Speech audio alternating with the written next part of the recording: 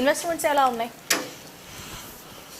వాస్తవంగా హైదరాబాద్ అమెరికాలో ఉన్న పరిస్థితి చాలా కొంచెం డల్గా ఉన్నది. ఎంప్లాయ్మెంట్ లేదు, రిసెషన్ ఉంది. దానివల్ల కూడా కొంచెం ఇబ్బందికరంగా ఉంది. అక్కడ ఉన్న వాళ్ళు ఇన్వెస్ట్మెంట్స్ పెట్టడానికి ప్లాన్ చేయడం లేదు. ఎందుకంటే ఇక్కడ ఉన్న గవర్నమెంట్ ఉన్న పరిస్థితులను బట్టి ఇక్కడ ఇప్పుడు మీడియా ద్వారానైతేనేమి, గవర్నమెంట్ పాలసీ అయితేనేమి, ఇప్పుడున్న మీరు హెడ్డింగే పెట్టారు రియల్ ఎస్టేట్ డమాలని. సో ఇలాంటి పరిస్థితులలో ఏమవుతుందంటే ఇంటర్నేషనల్ మార్కెట్ వాళ్ళు ఈ మీడియాలో వచ్చిన వార్తలు అయితే అన్నీ చూస్తూ ఇప్పుడు వెయిట్ అండ్ సీ అనే పాలసీని అవలంబిస్తున్నారు. మనం ఇంకా కొంతకాలం వెయిట్ చేద్దాం, ఇంకా ఏమైనా రేట్ తగ్గచ్చేమో, పరిస్థితులు బాగాలేవు, రిసెషన్ ఉంది కాబట్టి ఇంకా రియల్ ఎస్టేట్లో ఇంకా రేట్స్ తక్కువ వచ్చినప్పుడే కొందాము, ఇంకా తగ్గుముఖం పట్టినాయి అని వింటున్నాము. మీడియాలో వార్తలు వస్తున్నాయి. ఇప్పుడు ఒక బ్యాంకు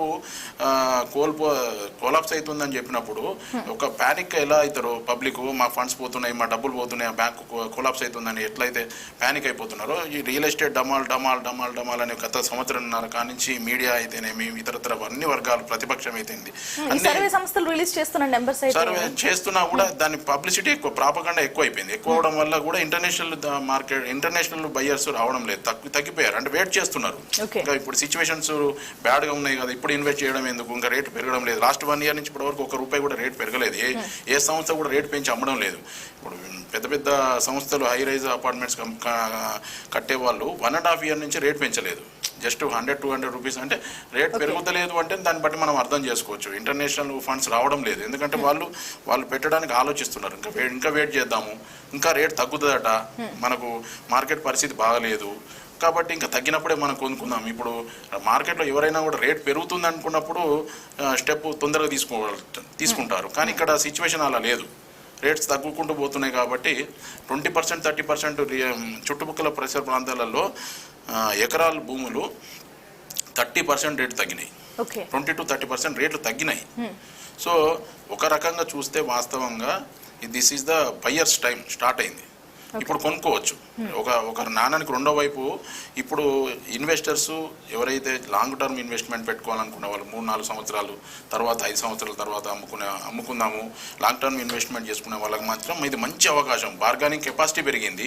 బిల్డర్స్ ఇప్పుడు మాట వింటున్నారు. ఇంతకుముందు చాలామంది బిల్డర్స్ వాళ్ళు ప్రాజెక్ట్ అనౌన్స్ చేయగానే ఒక 50% సేల్ అయిపోయేది. ఇప్పుడు ఛానల్ పార్ట్నర్స్ మీద డిపెండ్ అవుతున్నారు. మంచి కంపెనీస్ కూడా ఛానల్ పార్ట్నర్స్ మీటింగ్స్ పెడుతున్నాయి. పెద్ద కంపెనీస్ మై హోమ్ ఇంతకుముందు వాళ్ళు ఓన్ మార్కెటింగ్ చేసేది, ఇప్పుడు ఛానల్ పార్ట్నర్స్ అలౌడ్ చేస్తున్నారు. సో దాన్ని బట్టి మనం అర్థం చేసుకోవచ్చు. మార్కెటింగ్లో చాలా వరకు ఈ చాలా పెద్ద కంపెనీస్ కూడా రేట్స్ చేంజ్ చేయలేదు. 20-30% మార్కెట్ పడిపోయింది కాబట్టి, రేట్స్ డౌన్ అయినాయి కాబట్టి ఇంకేమైనా తగ్గుతుందేమో అనే విధంగా ఇంటర్నేషనల్, అంతర్జాతీయంగా అందరూ కూడా ఆలోచిస్తున్నారు. అంటే ఎప్పుడు రియల్ ఎస్టేట్ గురించి మాట్లాడినా ఈ కోకాపేట ల్యాండ్స్, ఎకరం 100 కోట్లు ఇవన్నీ మాట్లాడుతుంటారు. ఇందాక శ్రీనివాస్ గారు అన్నారు గత ప్రభుత్వం ఫేక్ వాల్యుయేషన్స్తో అంత హైప్ చూపించింది, వాస్తవానికి అలాంటి ఏం లేదు అని. అది ఎంతవరకు వాస్తవం? అసలు రిజిస్ట్రేషన్ జరిగాయా 100 కోట్లతోటి? 100 కోట్లతోనే 100% రిజిస్ట్రేషన్ జరిగిన మాట వాస్తవమే. కానీ దాని కెపాసిటీ ఎంత? 3.5 ఎకరాలు.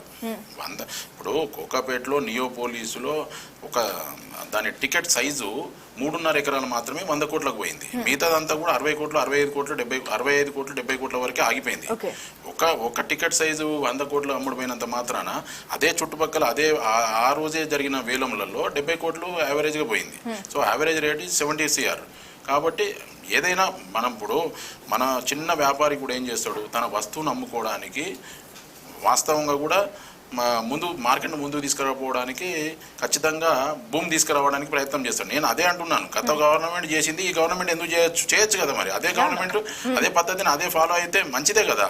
దానివల్ల నష్టపోలే కదా ఎవరు. ఇప్పుడు రియల్ ఎస్టేట్ భూమి తీసుకురావడం వల్ల దానికి సంబంధించిన ఆధార రంగాలన్నీ కూడా వాళ్ళకు బ్రతుకు తెరువు దొరుకుతుంది, ఎంప్లాయ్మెంట్ దొరుకుతుంది. ఇప్పుడు మనం ఇక్కడ కూర్చొని డిస్కషన్ దేనికి చేస్తున్నాం, ఇంకా గవర్నమెంట్ ఇంకా మన దీని మీద ఇనిషియేట్ తీసుకోవాలనే ఉద్దేశంతో మాట్లాడుతున్నాం కాబట్టి, కానీ క్రిటిసైజ్ చేయడం కాదు. రియల్ ఎస్టేట్ మీద ఆధారపడిన చాలా కుటుంబాలు, చాలా జీవితాలు, చాలామంది ప్రజలు ఉన్నారు కాబట్టి ఖచ్చితంగా దీన్ని ఇనిషియేట్ తీసుకోవాలి. ఇది ప్రాథమిక రంగము, దీని మీద అన్ని రంగాలు ముడిపడి ఉన్నాయి కాబట్టి ఇప్పటికైనా కూడా ఇంకా, ఎందుకంటే చూస్తుంటే 1.5-2 years అయిపోతుంది. ఇంకా వాళ్ళకి సమయం ఇంకా 2 years ఉంది. లాస్ట్ ఎలక్షన్స్ ఇయర్లో ఎవరు పని చేయలేరు అగ్రెసివ్గా. కాబట్టి ఇంకా 2 years ఉంది. ఇప్పటికైనా రేవంత్ రెడ్డి గారు గవర్నమెంట్ కానీ ఇప్పుడు ఎక్కడ తప్పిదం ఉన్నది, ఒక పాలసీ డిసిషన్స్ తీసుకునేటల్ల గవర్నమెంట్ ఆఫీసర్స్ డిలే చేస్తున్నారా, అశ్రద్ధ వహిస్తున్నారా, అలసత్వం వహిస్తున్నారా తెలియదు. మొత్తానికి అయితే ఇప్పటికైనా కూడా కొంచెం స్పీడప్ పెంచేసేసి రియాలిటీ ఆధారపడిన రంగాల మీద కొంచెం ఈ ప్రోత్సాహాలు కనుక ఇస్తే ఖచ్చితంగా మన యొక్క ఇన్కమ్ సోర్స్ పెరుగుతుంది, ప్రొడక్టివిటీ పెరుగుతుంది. దీని మీద ఆధారపడిన అన్ని ఏజెన్సీలు మనుగడ కొనసాగిస్తుంది. ఇప్పుడు చాలామంది ఇప్పుడు రాజశేఖర రెడ్డి గారు లాంటి ఛానల్ పార్ట్నర్స్ ఉన్నారు, చాలామంది డిసప్పాయింటెడ్గా ఉన్నారు. వాస్తవంగా ఛానల్ పార్ట్నర్స్ మీటింగ్స్ పెడుతుంటే మొన్న ఒక పెద్ద రియాలిటీ కంపెనీ మీటింగ్ పెడితే పెద్ద సక్సెస్ కాలేదు. ఒక వెస్ట్ జోన్లో రేట్స్ పెరిగినాయి. ఆ వెస్ట్ జోన్ మాత్రమే కాదు, ఇప్పుడు అందుకనే అతను అన్నాడు కదా సీఎం గారు, అన్ని క్లస్టర్స్గా నేను డెవలప్ చేస్తాను, అన్ని జిల్లాలలో సెంటర్స్ని చేస్తాను అన్నాడు. అది చేసి ముందుకు పోతే ఖచ్చితంగా 100% సక్సెస్ అవుతుంది. రైట్ అండి. రైట్ రాజశేఖర రెడ్డి గారు, అంటే దీని గురించి ఏమైనా చెప్పాలనుకుంటున్నారా రేవంత్ రెడ్డికి? డెఫినెట్గా అండి. ఇప్పుడు ఒక గవర్నమెంట్ ఇనిషియేటివ్స్ ఎలా ఉండాలంటే ట్రిగ్గర్ చేయాలి. రియల్ ఎస్టేట్కి కొన్ని ట్రిగ్గర్ పాయింట్స్ ఉంటాయి. ఒకటి సోషల్ ఇన్ఫ్రాస్ట్రక్చర్ అనేది ఇంక్రీజ్ చేయాలి. అంటే రోడ్స్ కానీ, స్కూల్స్ కానీ, ఎడ్యుకేషనల్ ఇన్స్టిట్యూట్స్ కానీ, హైవేస్ కానీ ఎక్కువ తీసుకురాగలిగినారు అనుకోండి, ఆబ్వియస్గా రియల్ ఎస్టేట్ రేట్స్ అనేవి పెరుగుతాయి. అట్లాగే మెడికల్ హాస్పిటల్స్ ఎక్కువ వచ్చాయి అనుకోండి, లేదు ఇండస్ట్రీస్ ఎక్కువ వచ్చాయి అనుకోండి. ఎక్కడ సపోజ్ ఇప్పుడు ఫర్ ఎగ్జాంపుల్ మీకు హైదరాబాద్లో చందనవల్లి అని ఉంది, అక్కడ మైక్రోసాఫ్ట్ డేటా సెంటర్, ఇంకో అమెజాన్ డేటా సెంటర్ రాగానే అక్కడ వాల్యూస్ పెరిగినాయి. అట్లా మీరు డిఫరెంట్ సిటీలో డిఫరెంట్ ఏరియాస్లో మీరు డిఫరెంట్ ట్రిగర్స్ తీసుకురాగలిగితే ఆల్ ఓవర్ ద 360 degreesలో రియల్ ఎస్టేట్ అనేది డెవలప్ అవుతుంది. మీకు అట్లా కాదు కదా, ఇప్పుడు నియోపోలిస్ అనేది 500 ఎకరాలు మాత్రమే, కానీ నియోపోలిస్లో ఒక ఆక్షన్ చేయడం వల్ల అక్కడ 100 acres అక్కడ ఇన్ఫ్రాస్ట్రక్చర్ డెవలప్ చేయడం వల్ల 100 crores per acre వెళ్ళడం వల్ల ఆ చుట్టుపక్కల నెక్స్ట్ 10 kilometers కూడా మీకు హౌసింగ్ కానీ ల్యాండ్ వాల్యూస్ కానీ పెరుగుతాయి. అలా చూడాలి రియల్ ఎస్టేట్ని. సో ఇప్పుడు దాని పరంగానే ఏఐసిటీ అవన్నీ చేస్తున్నారు. దానివల్ల మీరు చూడండి ఇంత డౌన్ టర్న్ లో కూడా మీకు ఎగ్జిట్ 14 ఎగ్జిట్ 13 ORR లో శ్రీశైలం రోడ్ లో అక్కడ వాల్యూస్ పెరిగినాయి. ఇంత డౌన్ టర్న్ అందరు పతనం అంటున్నారు, కానీ మీరు ఈ రోజు తుక్కుగడకి వెళ్ళినా 8 కోట్లు 9 కోట్లు 10 కోట్ల ఎకరం వెళ్తుంది. మొన్నటిదాకా అది 2 crores 4 crores ఉండేది. సో మీరు అలాంటివన్నీ ఇనిషియేటివ్స్ తీసుకోవాలి, అవి ఇంప్లిమెంట్ కూడా చేయాలి. అంటే ఫర్ ఎగ్జాంపుల్ త్రిపురాలోనండి 2014లో ప్లాన్ చేశారు, ఇవాళ 11 years అయింది RRR అనేది జరగలేదు. లాస్ట్ గవర్నమెంట్ వచ్చాక బాగా దాన్ని వెనకాల పడుతున్నారు, కానీ ఈ రోజు కూడా దాన్ని వర్క్ అనేది స్టార్ట్ అవ్వలేదు, DPR వరకే అయ్యింది. సో అన్ని సంవత్సరాలు మనం వెయిట్ చేయకూడదు. ఇప్పటికి RRR వర్క్ స్టార్ట్ అయితే హైదరాబాద్ చుట్టుపక్కల కూడా ల్యాండ్ వాల్యూస్ పెరిగేది. సో ఇలాంటివి అనేది కంపల్సరీ గవర్నమెంట్ చూడాలి. ఇది కాకుండా మనకి రియల్ ఎస్టేట్లో ట్రాన్స్పరెన్సీ లేదు. హైదరాబాద్లో మీరు క్లియర్గా వెళ్ళి పర్టికులర్ ఏరియాలో ఒక ల్యాండ్ కొనాలి అంటే చాలా ఇబ్బంది. సపోజ్ మీరే ఉన్నారు, మీకు ₹1 ఉంది, మీరు వెళ్ళి పర్టికులర్ ఏరియాలో ల్యాండ్ కొనాలంటే చాలా ఇబ్బంది. మీరు వెళ్ళాలి, డ్యూ డెలిజెన్స్ చేయాలి, పేపర్ వర్క్ చేయాలి, అదంతా కరెక్టా ఉందా లేదా చూసుకొని మీరు కొన్న తర్వాత కూడా ఇబ్బందులు వచ్చే పరిస్థితి ఇప్పటికీ ఇంకా హైదరాబాద్లో తెలంగాణ స్టేట్లో ఉంది. ఎన్ని తీసుకొచ్చినా, ధరణి తీసుకొచ్చినా, మొన్న రీసెంట్ గా బిల్డప్ అనే పోర్టల్ తీసుకొచ్చినా ఆ ట్రాన్స్పరెన్సీ అనేది మిస్ అవుతుంది. ఇవాళ కొత్త బయర్స్, కొత్త generation buyers, well educated buyers వస్తున్నారు. వాళ్ళకి చిన్న ప్రాబ్లం వచ్చినా వాళ్ళు వెనక్కి వెళ్ళిపోతారు.